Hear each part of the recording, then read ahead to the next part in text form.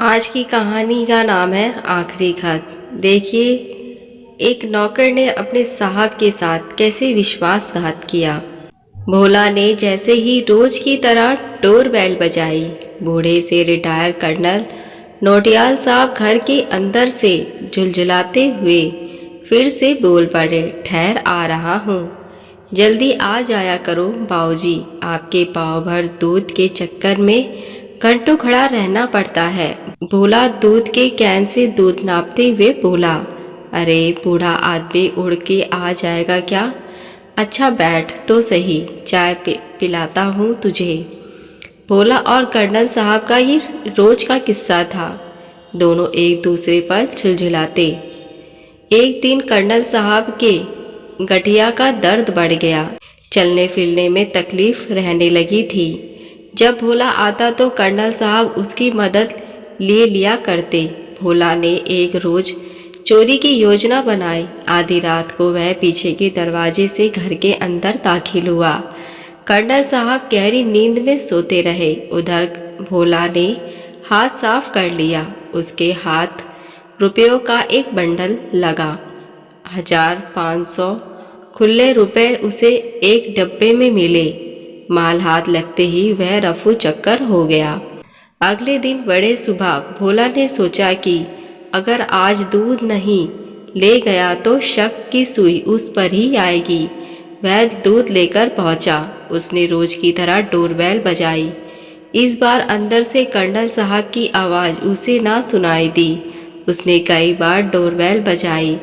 जब उधर से कोई प्रक्रिया ना मिली तो उसने पुलिस को सूचना दी। पुलिस ने दरवाज़ा तोड़कर देखा तो कर्नल साहब के हाथ पैर सुन्न हो चुके थे। अब वह चल बसे थे। पुलिस को बिस्तर पर एक डायरी मिली जिसके ऊपर मार्कर से बड़े अक्षरों पर लिखा था, भोला को मेरा पहला और आखिरी खत। दरोगा ने डायरी को देखा और गौर से ऊपर से नीचे तक भोला को। अब भोला के पैरों में कपकपी आने लगी। उसने अनुभव किया कि वह काश खाकर गिर जाएगा। इतने में दरोगा ने भोला की ओर देखकर रौब से कहा, ले तू खुद पढ़ेगा या मैं पढ़कर सुनाऊं? हुजूर मैं पढ़ सकता हूँ। भोला ने डरते हुए खत लेते हुए कहा, प्रिय भोला, यह मेरा आखिरी खत तुम्हारे लिए है। तुम जब इसे पढ़ रहे होगे तब मैं इस दुनिया में नहीं रहूँगा। मेरा मृत शरीर पर तुम्हारा समक्ष होगा।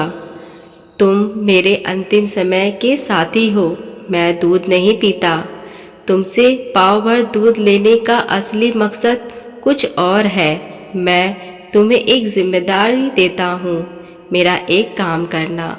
खत के पीछे मेरे दोनों बेटों का मोबाइल नंबर है। बड़ा बेटा कैलिफोर्निया में है, एक बड़ी कंपनी का CEO है। दूसरा बेटा ऑस्ट्रेलिया में डॉक्टर है।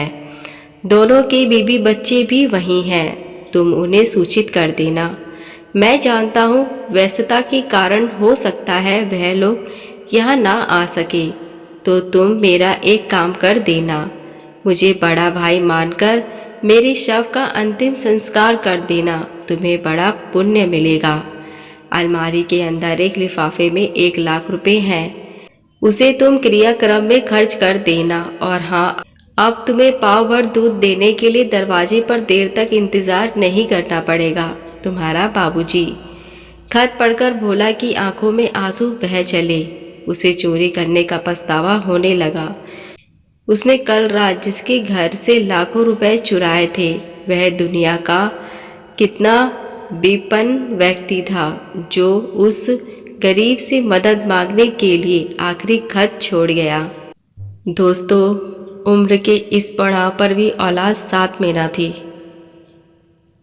कृपया करके बुढ़ापे में अपने परिवार के साथ रहें, अपने माँ बाप के पास रहें, उनकी सेवा करें। अगर ये कहानी आपको पसंद आई हो तो मेरे चैनल को सब्सक्राइब, लाइक, शेयर ज़रूर करें। देखने के लिए धन्यवाद।